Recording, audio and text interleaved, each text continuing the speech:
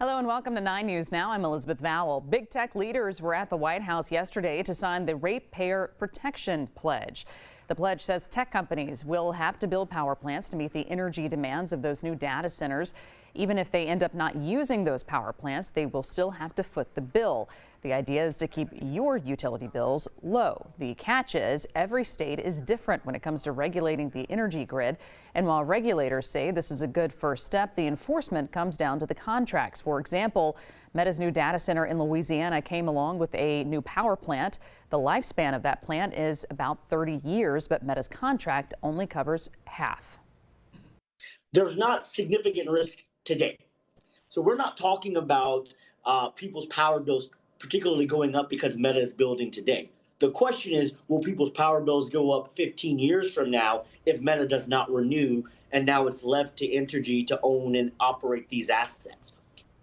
So the Public Service Commissioner there, Devontae Lewis, says he's pushing to have tech companies cover the full cost of the power plants, not just for the length of their contracts, like this one here in West Feliciana Parish.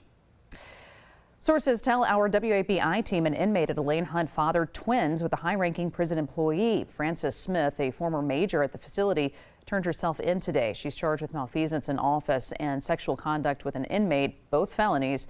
Smith resigned last September and was jailed in Iberville Parish, currently waiting a bond. A mother is accused of putting a gun in her child's backpack. The East Baton Rouge Sheriff's Office says the gun was found in the child's backpack at Baton Rouge Flame this morning. Deputies say a student saw the gun, told a teacher, and staff quickly secured it, we're told the gun was loaded with 10 rounds. No threats or injuries were reported. Investigators say the child's mother, Venetia McCray, admitted the gun was hers. She's charged with contributing to the delinquency of a juvenile, and DCFS was notified about the child's welfare.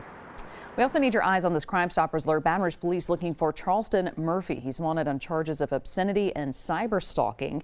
If you know where he could be, call Crime Stoppers at 344-STOP, 344-7867.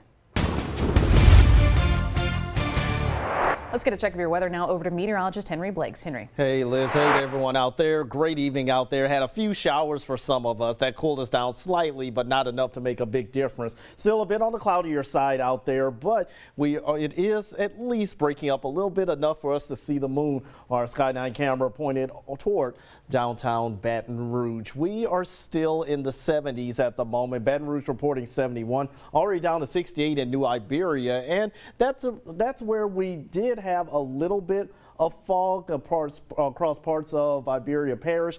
That has lifted, but I'm expecting some patchy fog to redevelop later tonight and into tomorrow morning for some locations. But you'll notice as you head out the door, if you don't have the patchy fog, it's still going to be on the cloudy side. Temperatures going to start out mild in the 60s, and then once again we're back in the 80s and reintroducing the slight chance of a shower or thunderstorm for the afternoon hours, only at 20 to 30%. Bigger rain chances, on the other hand, are in store for the weekend with showers and storms. Low pressure getting its act together across the west. That is going to push eastward and give the central and southern plains and the heartland, unfortunately, some potentials for severe weather over the next couple of days. But our severe weather threat comes in on Saturday night and into Sunday. Notice if you're heading to I-20 or to Alexandria up 49 or into eastern Texas, Saturday, that's where they have the potential of level 2 out of 5 risk of severe weather.